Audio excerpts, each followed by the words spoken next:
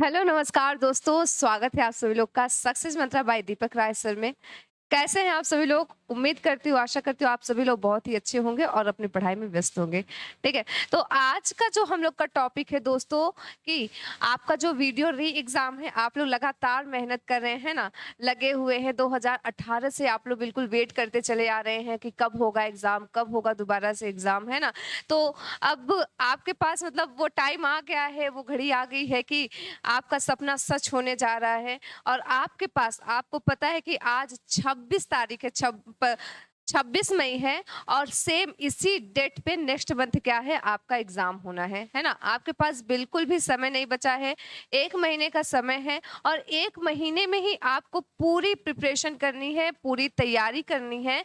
तो आज का जो टॉपिक है हम लोग का दोस्तों, यही टॉपिक है कि अंतिम 30 दिन की रणनीति हम क्या रखें, कैसे अपनी तैयारी करें जिससे कि हमको सफलता प्राप्त हो, आपको सफलता प्राप्त हो जाए। ठीक है, तो इसी सब चीज़ों के बारे में हम लोग बात करेंगे। कट ऑफ कल भी मैं बताई थी आप लोगों की कट ऑफ क्या गई है और क्या जाने की उम्मीद हम लोग कर सकते हैं। ठीक है, तो कंपटीशन बहुत ज़्यादा है। पिछली बार आप लोग जानते हैं पूरे 14 लाख बच्चों ने क्या किया था, फॉर्म भरा था।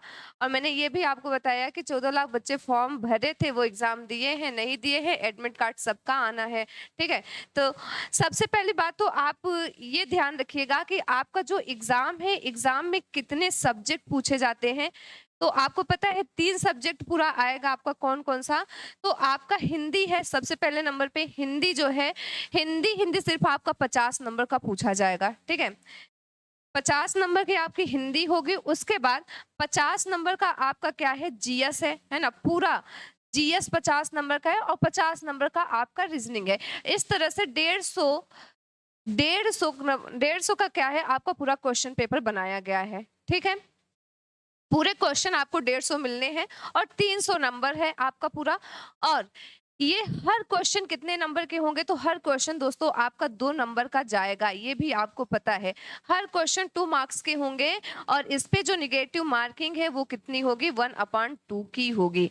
3 सब्जेक्ट हैं आपके, हिंदी, जीएस और रीजनिंग। अब आपको इन तीनों सब्जेक्ट की क्या करनी है, प्रॉपर तरीके से मेहनत करके 1 महीने के अंदर तैयारी करनी है। तो क्या आप खुद सोचिए, अगर जो स्टूडेंट ये सोच रहे हैं कि हम स्टार्टिंग से फिर से स्टार्ट करें पढ़ना, 1 महीने में पूरा सिलेबस खत्म कर देंगे, पूरा पढ़ डालेंगे, तो ऐसा क्या पॉसिबल है? बिल्कुल भी पॉसिबल नहीं है। आपके पास बिल्कुल समय नहीं है। आप बस इतना कर सकते हैं, इन लास्ट दिनों में, आज 26 तारीख हो चुकी है, आपके पास केवल मान के चले 1 मंथ का टाइम है। इसी डेट पे आप नेक्स्ट मंथ में एग्जाम हॉल में होंगे, आपको अच्छे से पता है। 26-27 जून को आपका पेपर है। ठीक है, तो इतने दिनों में आप कैसे पढ़ेंगे, कैसे अपनी तैयारी करेंगे?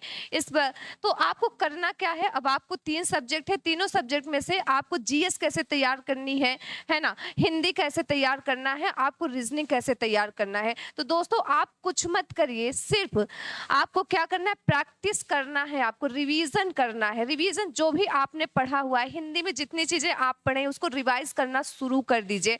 जीएस में जो चीज आप पढ़े हैं वो रिवाइज करना स्टार्ट करिए। रीजनिंग की आप प्रैक्टिस करिए, है ना। उसके अलावा आप जितना मॉक टेस्ट दे सकते हैं उतना मॉक टेस्ट दे दीजिए। चाहे आप हमारे चैनल से जुड़े हुए हैं तो हमारे चैनल पे डेली मॉक टेस्ट दीजिए हर सब्जेक्ट का, या आप किसी भी चैनल को देख रहे हैं तो ज़्यादा से ज़्यादा प्रयास करिए मॉक टेस्ट देने की। उससे क्या होता है, आपका कॉन्फिडेंस लेवल जो है वो बढ़ता है और जो क्वेश्चन आपको नहीं तैयार रहते मॉक टेस्ट के थ्रू, वो क्या होते हैं, आप डेली डेली वही मॉक टेस्ट दे रहे हैं तो उससे बहुत सारे क्वेश्चन क्या हो जाते हैं, आपको समझ में आने लगते हैं और वो क्वेश्चन आपके क्या हो जाएंगे, तैयार हो जाएंगे। ठीक है, उसके बाद आपको क्या करना है कि मान लीजिए आपको पहली बात तो आपको प्रेशर लेके बिल्कुल भी नहीं चलना है, घबराना नहीं है कि भैया अब हमारे पास समय नहीं बचा है, हम कैसे तैयारी करें, हम तो कुछ पढ़े ही नहीं, हमारा सिलेक्शन नहीं हो पाएगा। ठीक है, परेशान होने की जरूरत नहीं है, घबराना नहीं है, पेशेंस बना के काम करना है, धैर्य से काम करना है, एक एक चीजों को दिमाग से अच्छे से क्या करना है, आपको पढ़ना है। अब मान लीजिए आपको कौन से क्वेश्चन कितने किस सब्जेक्ट को कितना समय देना है एग्जाम में, ये क्या है एक मेन पॉइंट है, ठीक है। क्योंकि मैंने कल भी बताया था आपको कि जब तक आप 100 के अबव मार्क्स नहीं ले आते तब तक आपका सिलेक्शन कंफर्म नहीं होगा। अगर आपको सिलेक्शन पाना है तो 100 के अबव ही आपको क्या करना पड़ेगा, मार्क्स ले आना पड़ेगा। क्योंकि पिछली बार की भी कट ऑफ आप लोगों ने देखा है और इस बार जो कट ऑफ है उससे आगे ही जाएगी, उससे नीचे नहीं आनी है, ठीक है। तो इन सारी चीजों को माइंड में लेके काम करना है। तो आप जैसे देखिए, आप एग्जाम हॉल में बैठेंगे तो आपको तीनों सब्जेक्ट मिलेंगे, ठीक है। आपको हिंदी भी मिलेगी, हिंदी के बाद दूसरा सेक्शन आपको जीएस भी रहेगा, जीएस के बाद आपको रीजनिंग भी मिलेगी। तो आपकी ये हिंदी और जीएस जो है दोस्तों, इस पे आपको कितना समय देना है, सबसे पहली बात आपको कितने टाइम में इसको सॉल्व कर लेना है। तो मात्र और मात्र आप हिंदी और जीएस प्रयास ही करिए कि आपका हिंदी और जो जीएस है ये 40 से 45 मिनट में आपको क्या कर लेने हैं, सॉल्व कर लेने। इससे ज्यादा आपको समय इसमें नहीं बर्बाद करना है। और कैसे सॉल्व करने क्वेश्चन, तो ये ध्यान देना कि क्वेश्चन जब आप सॉल्व करेंगे तो जो क्वेश्चन आपको पहले आ रहा है, पहले आप उन सारे क्वेश्चन को सॉल्व कर ले जाइए। जो क्वेश्चन नहीं आ रहे उसको छोड़ते जाइए, ठीक है। क्योंकि आपको पता है नेगेटिव मार्किंग 1/2 की है, रिस्क मत लीजिएगा। जो क्वेश्चन नहीं आ रहे हैं उसको स्किप करिए, ठीक है, स्किप करते जाइए। इस प्रकार से आप जीएस और हिंदी पे आप 40 से 45 मिनट दीजिए। उसके बाद आपके पास जो भी समय बचता है, मतलब आपके पास 120 मिनट या 110 मिनट जो भी समय बचता है वो आप पूरा रीजनिंग के लिए बचा के रखिए, ठीक है।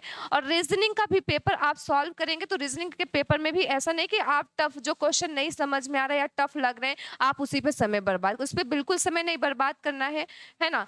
आप रीजनिंग में देखिए कि सबसे पहले आपको कौन से क्वेश्चन आ रहे हैं, कौन सा क्वेश्चन नहीं आ रहा है उसको छोड़ो, नहीं आ रहा है उसको साइड में रख दो, बाद में देखेंगे हमारे पास समय बचेगा तो हम देख लेंगे उसको, ठीक है। तो जो क्वेश्चन पहले आ रहे हैं रीजनिंग में उसको आप सॉल्व करिए, सॉल्व करके उसको रख दीजिए और फिर देखिए कि आप कितने नंबर के क्वेश्चन सॉल्व कर पाए। आपके 100, आपने क्या इतना क्वेश्चन सॉल्व कर लिया कि आप 100 क्रॉस कर पा रहे हैं या 100 क्रॉस नहीं कर पा रहे हैं, ठीक है। अगर आप 100 क्रॉस कर ले रहे हैं उतने में तो बहुत अच्छी बात है, रिस्क मत लीजिए, ठीक है, तुक्का उक्का मत लगाइए। अगर आप का 100 नहीं क्रॉस हो रहा है तब आप क्या करेंगे, तब आपके पास चांस है 50-50 का चांस है कि जो क्वेश्चन आपको मतलब लग रहा है से थोड़ा कंफ्यूज है फिर भी सोच रहे हैं कि हाँ ये क्वेश्चन तो मुझे आ रहा है, तब आप वहां पे रिस्क ले सकते हैं। आपके पास क्या हो सकता है, चांस हो सकता है। अगर 100 क्रॉस नहीं कर रहे हैं तो तब आप चांस लीजिए, लेकिन आप 100 क्रॉस कर गए हैं तब आपको चांस लेने की बिल्कुल भी जरूरत नहीं है, ठीक है। तो इस प्रकार से आपको क्या करना है, सारे पेपर को, सारे क्वेश्चन को, सारे सब्जेक्ट के क्वेश्चन को सॉल्व कर लेना है। और मैं बार बार यही कह रही हूँ कि आप मॉक टेस्ट सॉल्व करना स्टार्ट करिए, 1 महीने तक कंटिन्यू आप सिर्फ और सिर्फ मॉक टेस्ट सॉल्व करिए। और रीजनिंग का आप ज्यादा जितना प्रैक्टिस कर सकते हैं उतना प्रैक्टिस करिए। आपके पास समय बिल्कुल भी नहीं है, जी जान लगा दीजिए, जितना आप मेहनत कर सकते हैं उतनी मेहनत करिए और सिलेक्शन ले लीजिए, ठीक है। उसके अलावा अगर आपको जीएस पढ़नी है, ठीक है, जीएस पढ़ने के लिए हमारे चैनल के माध्यम से आप लोगों के लिए पीडीएफ भी तैयार की गई है, आप पीडीएफ भी देख सकते हैं, सामान्य ज्ञान, जिसमें कि आपको 5000 अति महत्वपूर्ण रामबाण प्रश्न मिलेंगे, ठीक है। अगर यहाँ से अगर आप ये पूरे पीडीएफ पढ़ लेते हैं ना, जिसमें कि आपको हिस्ट्री, ज्योग्राफी, पॉलिटी, साइंस, सारे सब्जेक्ट यहाँ पे इंक्लूड है, किसको छोड़ के, सिर्फ करंट अफेयर्स को छोड़कर। तो करंट अफेयर्स के लिए तो एक चीज आप ध्यान रखना कि आप अप्रैल 2022 से लेकर 2023 तक का जो करंट अफेयर है अप्रैल का, ठीक है, अप्रैल 2022 से अप्रैल 2023 तक का जो करंट अफेयर है उसको आप पूरा पढ़ डालिए, से क्वेश्चन आपके आने हैं, ठीक है।